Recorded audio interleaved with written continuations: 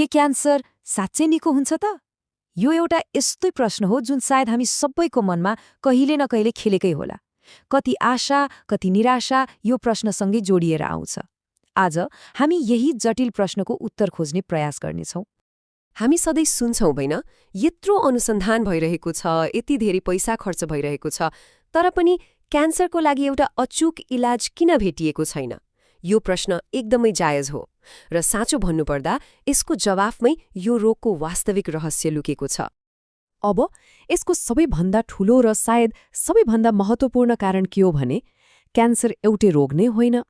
हो, हामी बोल्दा क्यान्सर भन्छौँ मानौ यो एउटै चिज हो, तर वास्तविकतामा यो बिल्कुलै त्यस्तो होइन र यही गलत बुझाइ नै एउटा उपचार खोज्ने बाटोको सबैभन्दा ठूलो तगारो हो। सोच्नुहोस् त, क्यान्सर भन्ने एउटै छातामुनि 200 भन्दा पनि बढी प्रकारका फरक रोगहरू पर्छन्। हरेकको आफ्नो छुट्टै चरित्र छ, छुट्टै जेनेटिक कोड छ। यसको मतलब फोक्सोको क्यान्सरको उपचारले स्तन क्यान्सरमा काम नगर्न सक्छ। रगतको क्यान्सर र छालाको क्यान्सर त झन् पुरै फरक दुनियाँका कुरा भए। र कुरा यतिमा मात्रै सकिँदैन, चुनौतीहरू त अझै गहिरा छन्।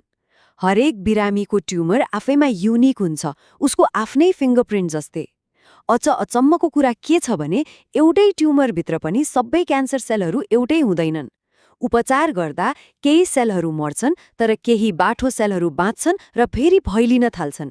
समय बित्दै जाँदा यिनै सेलहरूले औषधिले पनि नछुने क्षमता विकास गर्छन्, जसलाई हामी रेजिस्टेन्स भन्छौँ।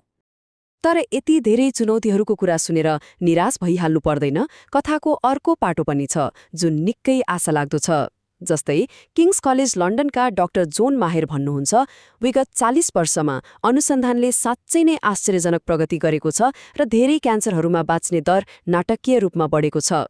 यसको मतलब हामीले जादुको छडी नभेटे पनि प्रगति भने साँच्चै लोभलाग्दो भएको छ। हो, यहीँनिर कुरा आउँछ दृष्टिकोण बदल्ने। अब प्रश्न यो होइन कि हामीले क्यान्सरलाई किन निको पार्न सकेनौँ, बरु सही प्रश्न हो हामीले विभिन्न किसिमका क्यान्सरहरूलाई एक एक गरेर कसरी निको पार्दैछौँ। यो सानो परिवर्तनले पुरै परिदृश्यलाई नै बदलिदिन्छ। अब यो नयाँ तरिकाले सोच्दा के फरक पर्छ त? आउनुहोस् एउटा वास्तविक र शक्तिशाली उदाहरण हेरौँ। अण्डकोशको क्यान्सरको कथा। यसले हामीलाई देखाउँछ कि जब हामी एउटा स्पेसिफिक क्यान्सरमा ध्यान केन्द्रित गर्छौँ, तब सफलता साँच्चै सम्भव छ। अण्डकोशको क्यान्सर खास गरी 15 देखि 45 वर्षका पुरुषहरूमा देखिने एउटा सामान्य प्रकारको क्यान्सर हो। तर यहाँ सबैभन्दा महत्त्वपूर्ण र खुसीको कुरा के हो भने यो सबैभन्दा बढी निको हुने क्यान्सरहरूमध्ये पनि एक हो। अब यो आँकडा हेरौँ त, 95%